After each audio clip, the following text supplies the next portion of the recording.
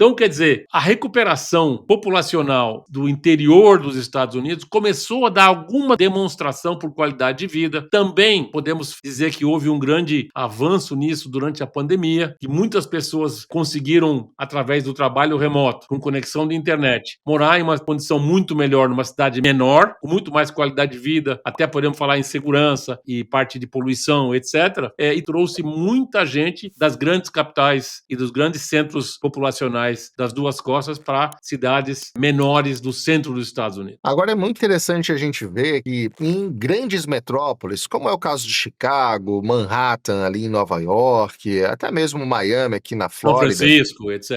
São Los Francisco. Angeles. É muito comum que as cidades menores em volta acabem sendo um destino natural, porque o adensamento populacional é tão grande nessas metrópoles e até mesmo os valores de imóveis acabam se tornando tão proibitivos que, naturalmente, várias comunidades vão crescendo e surgindo ao redor dessas metrópoles. É algo muito comum de se ver e acaba se atraindo bastante população, gente que trabalha de uma forma mais remota ou, por exemplo, trabalha de uma forma híbrida, não precisa estar todo dia no escritório, então ao invés de morar ali na metrópole, mora numa cidade satélite, num condado um pouquinho mais afastado, e talvez enfrenta aí uma horinha de viagem de trem até o escritório no dia que precisa de fato trabalhar. Isso é uma realidade em muitos locais, mas isso não se reflete necessariamente em todos os estados, até porque a gente vê algumas das cidades que inclusive oferecem hoje esse tipo de benefício que a gente falou no começo, que a gente vai detalhar daqui a pouco, estão até mesmo próximas, são vizinhas ali de grandes capitais ou das capitais do estado onde elas estão localizadas. Então, na verdade, não é necessariamente só a questão do adensamento populacional, né? Tem aí um quê a mais também para que essa cidade se torne atrativa, para que, de fato, essa migração para essas cidades aconteça. A gente até fez, num programa passado, a gente falou justamente sobre a questão do trabalho remoto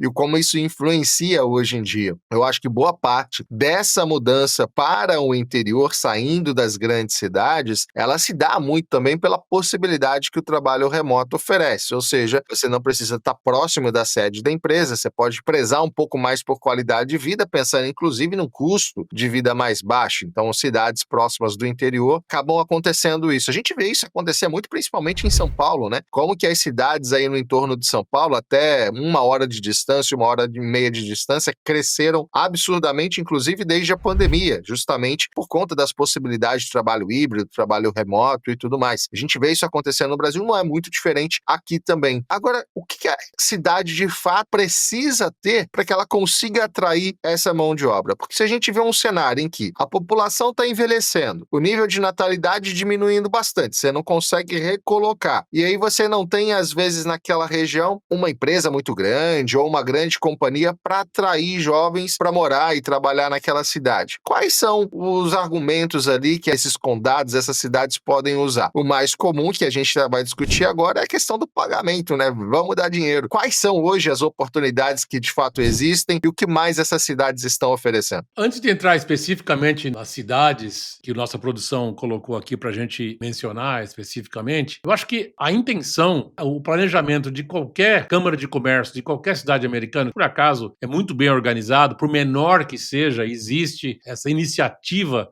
do comércio local, das pessoas, principalmente as imobiliárias que querem fazer desenvolvimento urbanos, que querem investir nas universidades. Ele tem que tentar fazer alguns atrativos para trazer gente, porque o próprio Estado, pela própria população que é pequena, não consegue produzir, entre aspas, uma população tão grande como aquela que pudesse vir de fora, atraída por melhor qualidade de vida, com algum recurso financeiro que pudesse fazer sentido para eles recomeçar a vida. Obviamente, também para explorar melhor a capacidade de hoje da integração com internet, trabalho remoto e até trazer centros que possam, junto com as universidades locais, centros de excelência e atrair mais pessoas que podem, de uma forma crescente, fazer com que haja mais desenvolvimento na própria cidade como um todo.